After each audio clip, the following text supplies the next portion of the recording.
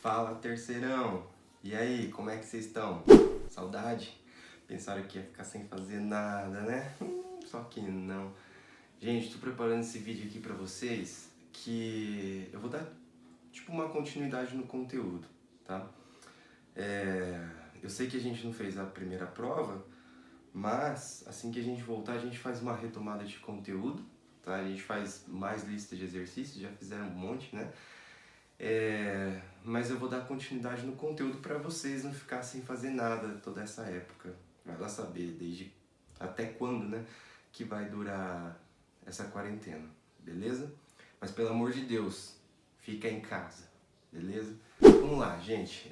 Dando continuidade no conteúdo, que a gente estava já vendo o conteúdo de ondulatória, só que a gente estava vendo onda de maneira geral, poderia ser uma onda mecânica ou uma onda eletromagnética, né? Agora a gente vai focar em um tipo de onda que é o som, que é a onda sonora, que é uma onda mecânica e é uma onda longitudinal, como a gente já viu nas classificações, tá? De acordo com a direção de oscilação e de acordo com a sua natureza, beleza? O nome desse conteúdo que estuda a onda sonora é chamada de acústica, beleza? Então é aí que a gente vai começar o início do som, do estudo do som, tá? Primeiro de tudo, o que a gente tem que saber é que uma onda, se a gente mantém o mesmo meio de propagação, essa velocidade de propagação não se altera, né? Isso que a gente já viu em sala.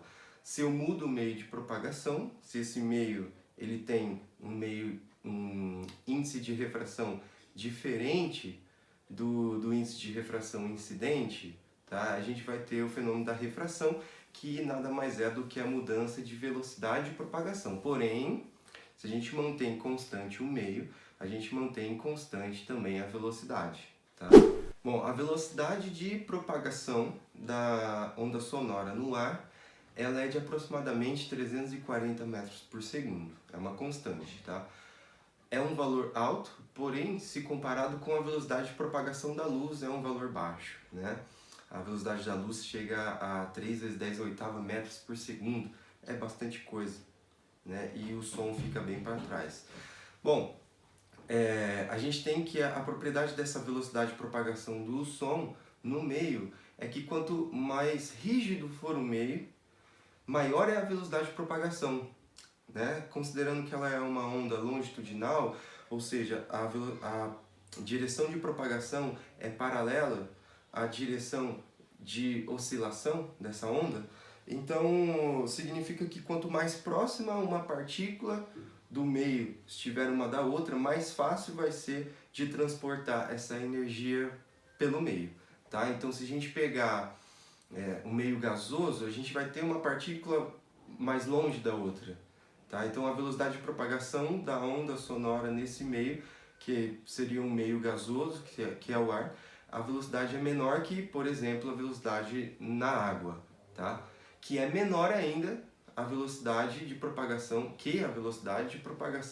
em um material sólido, tá? Para vocês terem ideia, a velocidade de propagação da onda sonora no ferro, né, um material sólido, ferro, é de aproximadamente 1.400, 1.440 metros por segundo, né? Então, a velocidade aumentou aí consideravelmente, dependendo da fase da matéria, onde está acontecendo o transporte dessa energia, dessa onda sonora, ok? Então a gente já sabe que a velocidade de propagação de qualquer tipo de onda, seja ela sonora ou ela luminosa, a velocidade é uma constante, tá? A gente vai entrar agora na parte de características do som, ou seja, a gente pode classificar os tipos de som. E aí a gente pode classificar os tipos de som em relação a três coisas, tá? Primeiro, vai ser em relação à frequência dessa onda sonora. Segundo, vai ser em relação à amplitude dessa onda sonora. E terceiro, vai ser em relação à forma da onda sonora, tá? Primeiro de tudo, o nosso ouvido ele é capaz de diferenciar o som em relação a essas três condições que eu falei para vocês. Primeiro, que é em relação à frequência, a gente vai estar falando em relação à altura do som, tá? Então, quando a gente está falando em um som alto, a gente está falando em um som de alta frequência, que significa um som agudo, certo? Então, o que a gente fala no nosso dia a dia está errado. A gente fala assim, nossa, abaixa esse som que ele está muito alto. Quando a gente fala um som alto dentro da física, a gente está falando de um som agudo, uma alta frequência, tá? O contrário, que é o som baixo, significa uma baixa frequência. E o contrário de um som agudo é um som grave, tá? Então, na classificação do tipo de som em relação à altura, a gente está falando da frequência, uma alta frequência ou uma baixa frequência. Um som agudo ou um som grave, certo? Bom, a segunda classificação do tipo de som que a gente pode fazer em relação à amplitude da onda, tá? Que diz respeito à intensidade, beleza? Lembrando que a amplitude nada mais é do que a altura daquela crista ou a profundidade daquele vale. Isso que corresponde à amplitude, tá? Se você não lembra, volta um pouquinho lá atrás nas propriedades das ondas, tá? Elementos das ondas, beleza? Então, no nosso dia a dia, quando a gente fala assim, abaixa esse som que ele está muito alto, cuidado que a altura diz respeito à frequência, mas também a altura. Quando a gente fala em altura no nosso dia a dia, dá para entender por que a gente pode estar falando dessa altura da onda, ou seja, em relação à amplitude. E aí diz respeito também ao volume dessa onda, porque quanto maior ela for, maior vai ser o volume que ela vai ocupar no espaço, tá? Então, quando a gente fala em intensidade, a gente está falando em amplitude da onda. E aí a gente vai ter dois tipos de intensidades, a chamada intensidade forte e a intensidade fraca. Ou seja, um som forte significa um som com uma alta amplitude. Ou seja, um som forte nada mais é do que um grito, tá? Esse é o som forte, que a gente está acostumado a falar alto, né, no nosso dia a dia. O contrário de forte é um som fraco, ou seja, uma intensidade fraca significa uma amplitude pequena, uma baixa amplitude, um pequeno volume, que daí seria como se a gente estivesse ouvindo um sussurro, tá?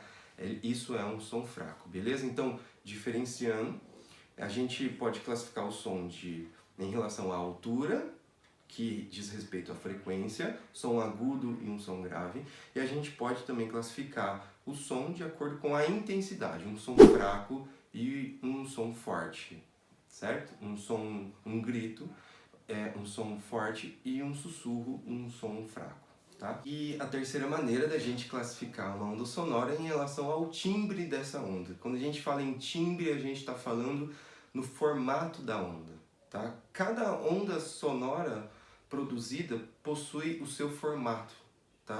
Assim como cada voz possui um formato de onda, que é o timbre de cada voz, tá? Então, por exemplo, vamos supor que a gente esteja em um lugar totalmente escuro ou a gente esteja com os olhos vendados e alguém toca a nota dó em um violão. Depois, uma outra pessoa toca a mesma nota dó em um piano. Mesmo a gente sem enxergar os instrumentos musicais, a gente vai conseguir diferenciar quem é o violão e quem é o piano. Isso porque o violão tem o seu timbre, ou seja, tem a sua onda característica, o seu formato de onda do violão, e o piano vai ter também o seu timbre, ou seja, o seu formato de onda. Então a gente pode imaginar o timbre como sendo uma identidade de cada instrumento ou de cada fonte sonora, tá? A gente olhando o formato da onda ou ouvindo essa onda, a gente consegue saber de quem é a fonte sonora, certo? Então isso é o timbre. Uma outra coisa que eu esqueci de falar ali atrás, quando a gente fala em altura, a gente está falando de frequência, cada nota musical possui uma altura diferente, ou seja, cada nota musical diz respeito a um tipo de frequência diferente, tá? Quanto mais alta for a nota, significa que mais aguda é a nota, e quanto menor for a frequência da nota, ou seja, mais baixa é a nota, mais grave é o som emitido daquela nota musical, tá? Então, Dó, Ré, Mi, Fá, Sol, Lá, Si, cada uma dessas notas tem a sua frequência característica, tá? Para finalizar, então, eu peço para vocês fazerem exercícios do CA.